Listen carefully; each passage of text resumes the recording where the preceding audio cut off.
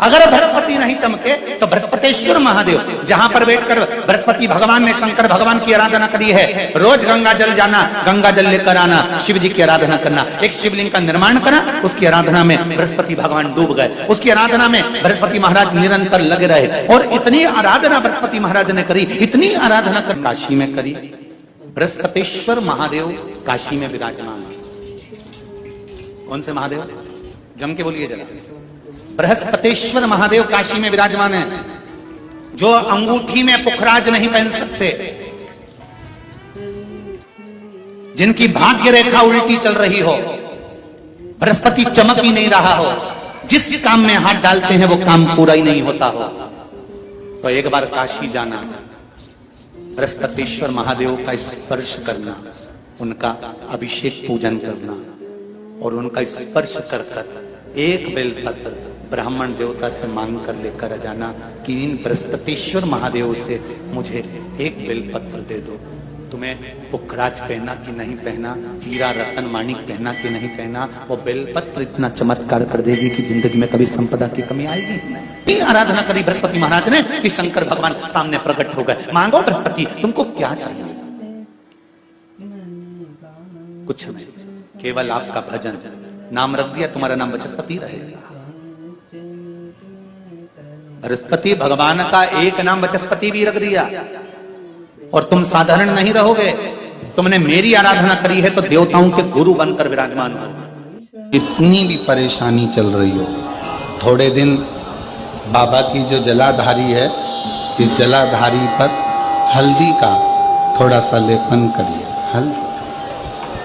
हल्दी का लेपन कर कर जिस पात्र से शिवजी को जल चढ़ाओगी, उसी पात्र पर अपनी 3 उंगलियों का स्पर्श हल्दी का कर कर फिर बाबा को कुंदकेश्वर महादेव के नाम से जल चढ़ाना प्रारंभ करें। जो हल्दी का लेपन आपने जलाधारी पर करा है, उसी जलाधारी की एक उंगली कलश पर लगाकर लेकर आओ। घर के अंदर जब प्रवेश करो या व्यापार में प्रवेश करो तो जो कलश पर हल्दी लगाकर लाए हो, वही दरवाजे के ऊपर थोड़ी सी मात्रा में कुंदकेश्वर महादेव के नाम से लगाना प्रारंभ कर दो।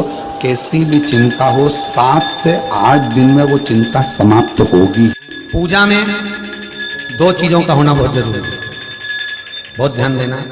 एक, जब कोई भी विद्वान ब्राह्मण आपके घर में पूजन कराने आते हैं, कोई भी विद्वान ब्राह्मण जब आपके घर में पूजन करते हैं, कोई विद्वान ब्राह्मण जब आपके घर में पूजन करने के लिए आते हैं, पूजन कराते हैं, सबसे पहले दीप प्रज्वलित करते हैं। क्या प्रज्वलित करते हैं? दीप। आप भगवान के मंदिर में जब पूजन करें, आप जब अपने घर में भगवान की जब पूजन करें, तो आप स्तुति, पाठ, मंत्र, साधना, जप, अनुष्ठान सब बाद में, सबसे पहले एक दीप प्रज्वलित करो। पूजन में दीपक होना बहुत जरूरी है। और दूसरा है, ऐसी कोई पूजन नहीं जिसमें महादेव नहीं।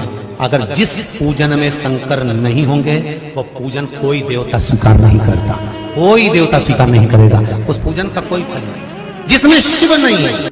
अब अभी तक 2 भार इंद्र के पास में थे, बहुत ध्यान देकर समझना ये नवग्रह कथा को। 2 भार थे इंद्र के पास। इन कौन से पद थे? जम के बोलो जरा। पहला पद देवराज इंद्र का, दूसरा पद देवगुरु, देवगुरु का पद भी इंद्र के पास में था और देवराज का पद भी इंद्र के पास में था। ये 2 पद जब होता है साधारण भाषा में, आप ले लीजिए, किसी के पास में अध्यक्ष का पद भी है, किसी के पास में और कहीं का पद भी है, 2-3 पद उसके पास में विराजमान है, तो उसके पास में 2-3 पद अगर विराजमान है तो फिर उससे अगर एक पद ले लिया जाता है तो उसको अहंकार आ जाता है, उसको गुस्सा आ जाता है कि बताओ अभी तक तो मुझे पूछा जा रहा था, अब तुम तो वो पद पे भी जान दो।